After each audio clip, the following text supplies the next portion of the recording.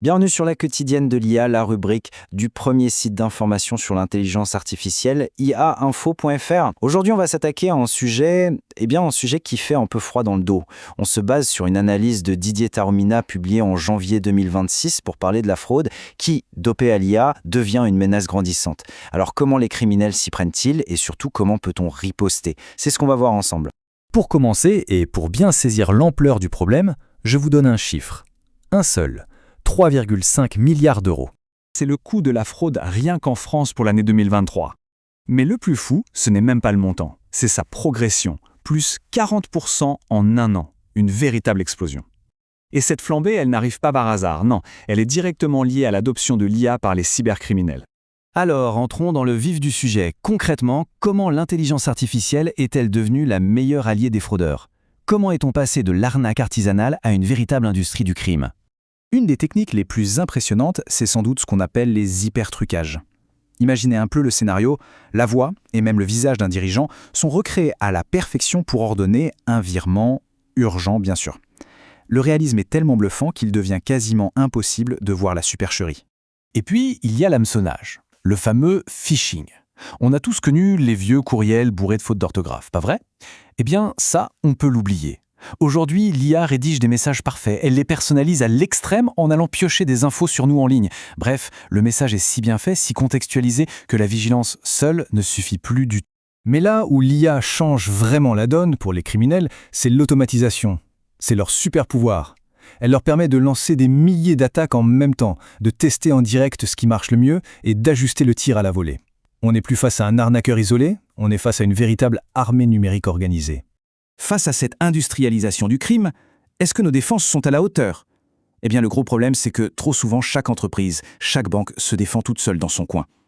Et on va voir que cette approche, elle ne tient plus la route. Quand chacun se bat seul, ça crée des failles énormes. Les informations vitales ne circulent pas, personne n'a de vue d'ensemble. C'est un peu comme si chaque soldat défendait sa propre tranchée sans jamais parler à son voisin. Au final, c'est non seulement inefficace et très cher, mais en plus, ça laisse des angles morts dans les fraudeurs raffolent. Alors, la question qu'on peut légitimement se poser, elle est un peu brutale. Face à une menace aussi organisée, aussi puissante, est-ce qu'on est condamné à avoir toujours un temps de retard? La partie est-elle déjà perdue d'avance? Heureusement, la réponse est non. Il existe une autre voie. La solution, ce n'est pas de construire des murs encore plus hauts chacun de son côté, mais plutôt de bâtir des ponts entre nous. Il est temps de passer à l'intelligence collective pour enfin anticiper, au lieu de juste réagir. Et attention, ce n'est pas juste une belle idée en l'air, il y a déjà des initiatives très concrètes qui existent. Prenez l'exemple de la plateforme Sésame en France. Plusieurs grandes banques ont décidé de mettre en commun leurs informations sur les tentatives de fraude.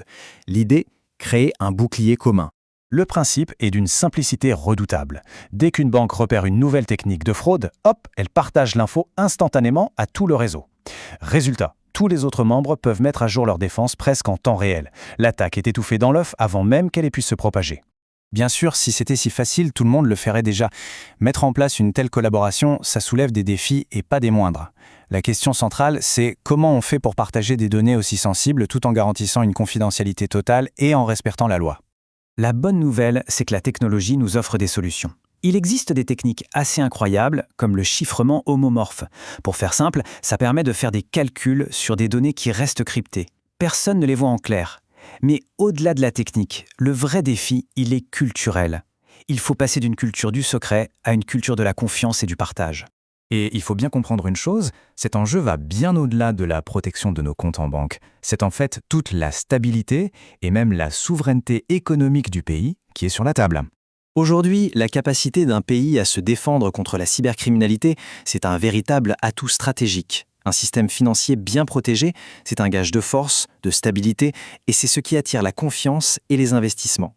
Dans ce nouveau contexte, le rôle de l'État doit lui aussi changer. Il ne peut plus se contenter d'être un simple arbitre. Il doit devenir un véritable chef d'orchestre, celui qui va encourager, qui va encadrer et qui va structurer cette coopération indispensable entre tous les acteurs.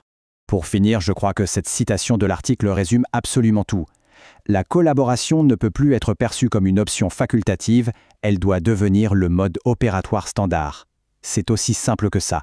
Face à une menace collective, la seule réponse possible, c'est une réponse collective. Notre sécurité se joue là-dessus, sur notre capacité à agir enfin ensemble.